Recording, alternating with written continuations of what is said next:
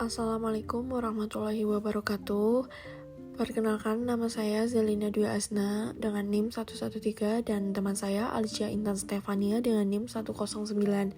Kami dari kelompok 4 Manajemen Pemasaran kelas A dengan judul Segmentasi Targeting dan Positioning angkatan 2025-2026. Apa itu manajemen pemasaran? Manajemen pemasaran merupakan proses perencanaan, pelaksanaan, dan pengendalian kegiatan pemasaran yang dilakukan oleh perusahaan untuk mencapai tujuan yang telah ditetapkan.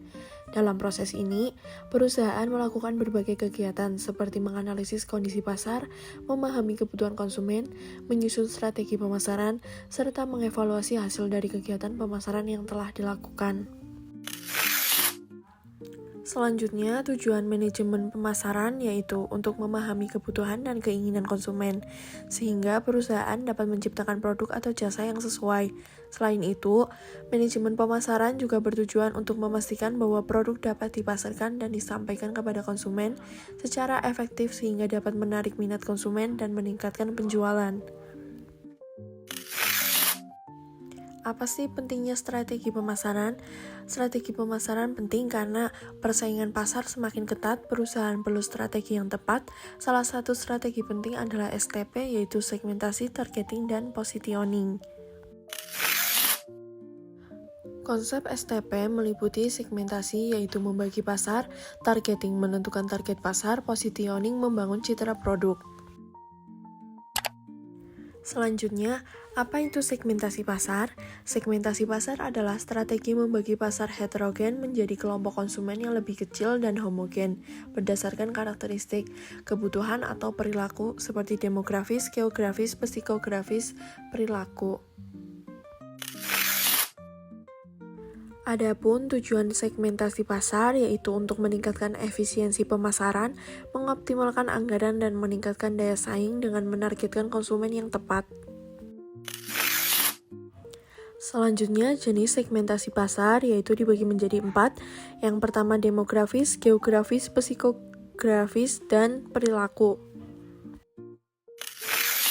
Yang pertama, segmentasi pasar demografis meliputi usia, jenis kelamin, pendapatan, pendidikan, dan pekerjaan. Contohnya yaitu produk kosmetik khusus remaja. Lalu yang kedua, segmentasi pasar geografis meliputi negara, provinsi, kota, desa, dan iklim. Contoh penerapannya yaitu jaket tebal lebih banyak dijual di daerah dingin. Lalu yang ketiga, segmentasi pasar psikografis yaitu segmentasi berdasarkan gaya hidup dan kepribadian konsumen, meliputi gaya hidup sehat, kelas sosial, minat, dan hobi. Contohnya yaitu produk olahraga untuk orang yang aktif. Lalu yang terakhir, segmentasi pasar perilaku, yaitu segmentasi berdasarkan perilaku konsumen terhadap produk. Contoh yaitu loyalitas konsumen, kebiasaan membeli, tingkat penggunaan produk, dan respon terhadap promosi. Selanjutnya, ada tahap melakukan segmentasi pasar dibagi menjadi 4, riset pasar, identifikasi segmen, analisis dan evaluasi, dan yang terakhir pemilihan target atau segmen. Tahap riset pasar meliputi mengetahui kebutuhan konsumen, mengidentifikasi tren pasar, dan mengumpulkan data pelanggan. Yang kedua, tahap identifikasi segmen pasar, yaitu mengelompokkan konsumen yang memiliki karakteristik serupa. Contoh kelompoknya yaitu mahasiswa, pekerja, dan ibu rumah tangga. Yang ketiga, tahap analisis dan evaluasi segmen, meliputi ukuran pasar, potensi keuntungan, tingkat persaingan, dan kebutuhan konsumen. Dan yang terakhir, tahap akhir yaitu pemilihan segmen, di mana tahap akhir segmentasi adalah memilih segmen yang paling potensial untuk dilayani perusahaan. Tujuannya agar strategi pemasaran lebih fokus dan efektif.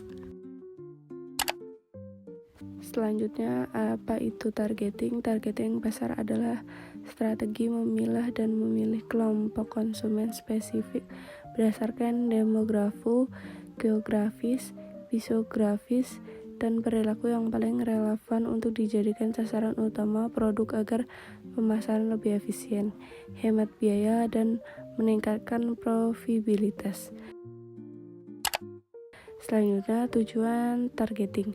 1. Membuat pemasaran lebih efisien. 2. Menghemat biaya produksi. 3. Menyesuaikan produk dengan kebutuhan konsumen. 4. Meningkatkan keuntungan perusahaan. Selanjutnya, strategi targeting. 1. Undifferentiated targeting. 2. Differentiated targeting. 4. Concentrated targeting. 4. Custom targeting. Selanjutnya, strategi undifferentiated targeting. Strategi pemasaran satu produk untuk seluruh pasar. Ciri-ciri: 1. Promosi massal. 2. Tidak membedakan segmen. Contoh produksi kebutuhan sehari-hari. Selanjutnya, strategi differentiated targeting. Perusahaan menargetkan beberapa segmen pasar dengan produk yang berbeda. Contoh: 1. Sampo untuk pria. 2. Sampo untuk wanita. 3. Sampo untuk anak-anak. Strategi concentrated targeting. Strategi fokus pada satu segmen pasar tertentu. Contoh: 1. Produk khusus bayi. 2. Produk khusus atlet. Strategi ini cocok untuk perusahaan dengan sumber daya terbatas. Selanjutnya ada strategi custom targeting.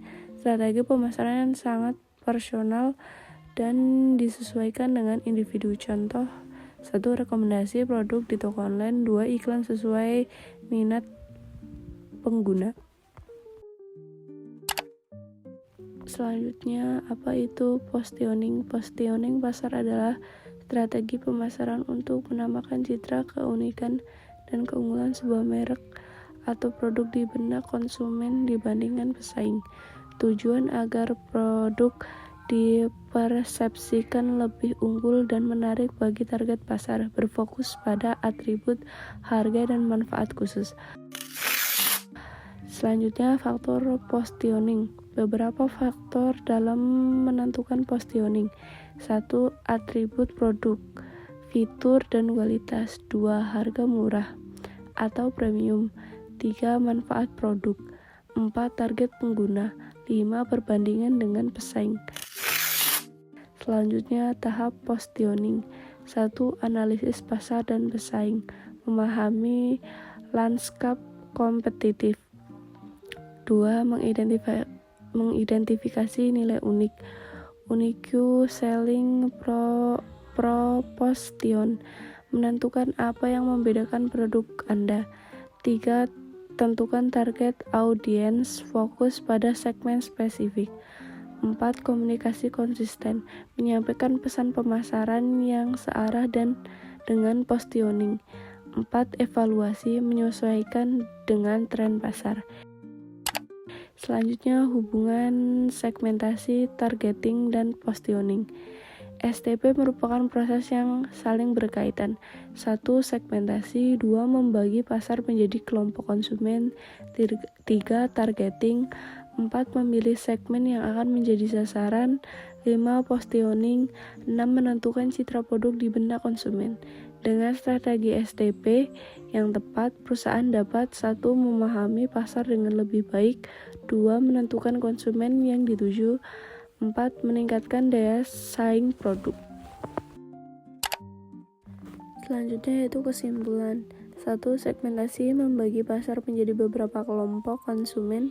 2. Targeting menentukan kelompok pasar yang menjadi sasaran.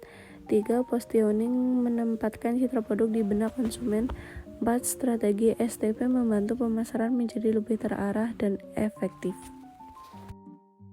Sekian dari kami. Wassalamualaikum warahmatullahi wabarakatuh.